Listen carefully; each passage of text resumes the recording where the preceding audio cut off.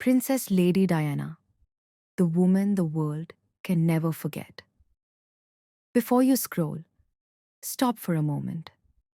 Imagine a princess who captured more hearts than any fairy tale ever written. A woman born not into power, but into compassion, who walked through royal palaces yet felt the cold walls of loneliness. This is not just a story of crowns and castles. This is the story of a young girl who became the most loved woman on earth and whose tragic end still echoes through generations. Stay with us till the very end of this video because once you hear her story, you'll never forget her. You're watching Princess Lady Diana forever. And if you love the Princess of Hearts, don't forget to subscribe and turn on the bell icon. Now, let's begin. A child born to change the world. It was a quiet summer morning, July 1st, 1961, when a baby girl was born at Park House, near the royal estate of Sandringham, England. No one could have imagined that this baby, named Diana Frances Spencer, would one day make the whole world cry. Diana was the fourth child of John Spencer, the eighth Earl Spencer, and Frances Roche. Her family already had deep ties with the British royal family. Her grandmothers had served as ladies-in-waiting to the Queen Mother. Yet, despite the noble background, Diana's childhood wasn't filled with fairy tale happiness. When she was just 6 years old, her parents' marriage began to collapse. Arguments, silence, and tears filled the Spencer home. Finally, her mother left, and Diana and her siblings were left under their father's custody. Those early scars of broken family love would shape the kind of woman she'd later become. One who understood pain deeply and never wanted anyone else to feel unloved. A dreamer with a gentle heart. Growing up, Diana was known not for her grades, but for her kindness. She loved children, animals, and helping others. At Riddlesworth Hall and later at West Heath School, she was quiet, shy, and often insecure. Yet everyone noticed her gentle nature.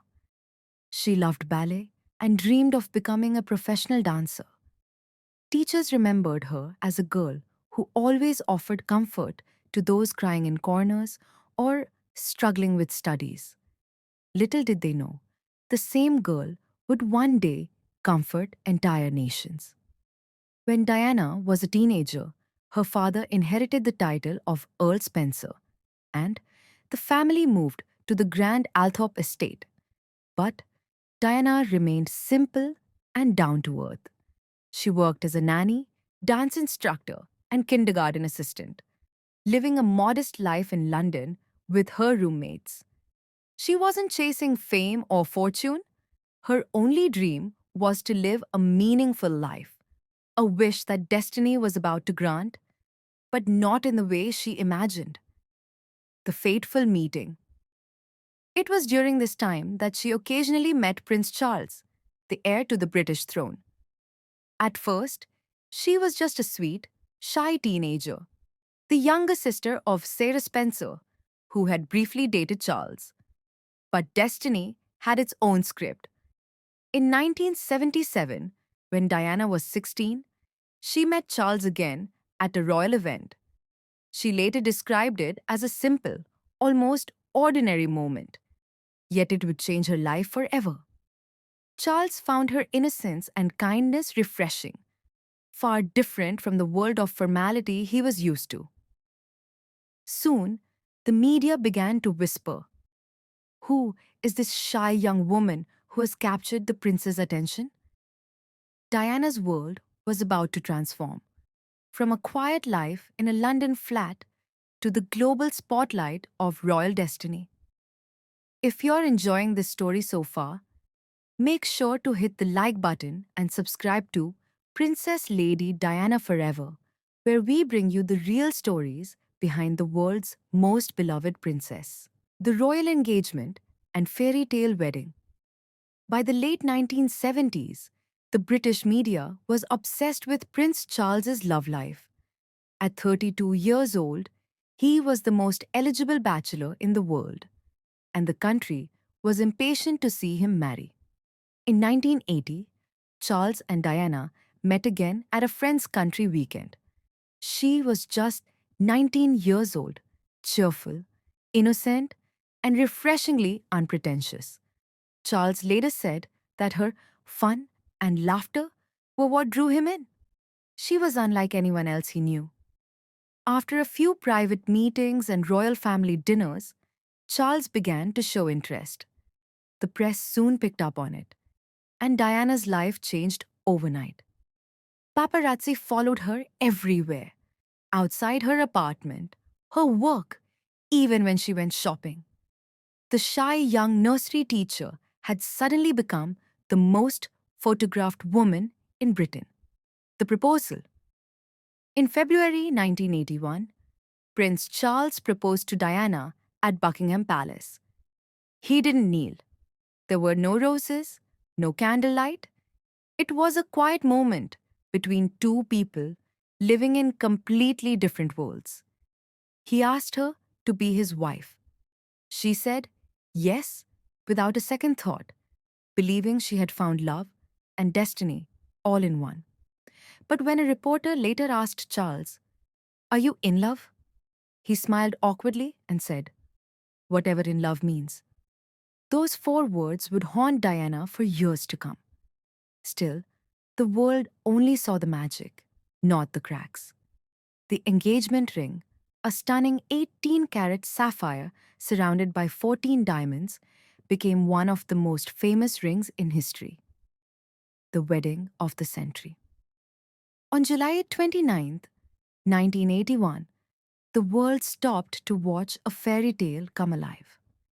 Over 750 million people across the globe tuned in to see Lady Diana Spencer walk down the aisle of St. Paul's Cathedral to marry Prince Charles. The streets of London overflowed with joy, flags, and flowers. Her wedding dress, designed by David and Elizabeth Emanuel, was pure magic. Ivory silk, puffed sleeves, antique lace, and a 25-foot train that glided like a dream behind her. As she stepped out of the golden carriage, the crowd gasped. She looked like an angel, but inside, Diana was trembling. Her life was about to change forever, yet deep inside, she felt something was not right. When she reached the altar, she accidentally called her groom Philip Charles Arthur George instead of Charles Philip Arthur George. It was a nervous slip, but symbolic of the chaos her future held. Despite it all, when she said, "I do," the crowd roared, bells rang, and the world welcomed Princess Diana, the new Princess of Wales. Everyone believed the royal family had finally found its fairy tale. The princess and the people from the first day, Diana was unlike any royal before her. She didn't follow the stiff traditions of the palace. She followed her heart. She bent down to talk to children, hugged patients in hospitals, and shook hands with those no one else dared to touch. She was called the People's Princess long before it became her title. Crowds would gather wherever she went, chanting her name. Her warmth, her smile, and her vulnerability made people feel connected to her, as if she was one of them. But inside the palace walls, things were far from perfect. She was adjusting to royal duties, learning protocols, attending endless formal events, and living under constant media pressure. She was only 20 years old, newly married, and already carrying the weight of the monarchy on her shoulders. Shadows behind the smile. As months passed, the fairy tale began to fade. Diana noticed that her husband's heart seemed divided. He was often distant, distracted, and sometimes cold. She soon discovered that he was still emotionally attached to Camilla Parker Bowles, a woman he had loved long before Diana. It was a devastating realization. The marriage that the world believed to be a dream was, behind closed doors, full of pain and silence. Diana's insecurities deepened.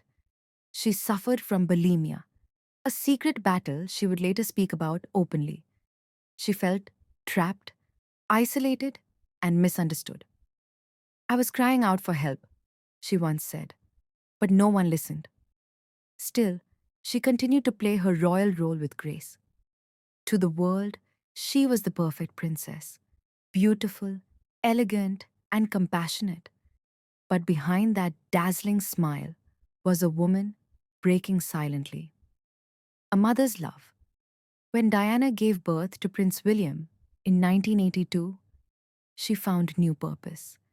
Becoming a mother brought her joy like nothing else ever had. She poured all her love into her sons, William and later Prince Harry, born in 1984. She wanted them to grow up as normal children, not as distant royals. She took them to theme parks, McDonald's, and even school drop offs, things no royal mother had ever done before. She once said, I want them to understand people's emotions, their insecurities, people's distress, and their hopes and dreams. Her sons became her world and her strongest reason to keep going. As the 1980s progressed, the royal marriage that had begun as a dream was now clearly falling apart.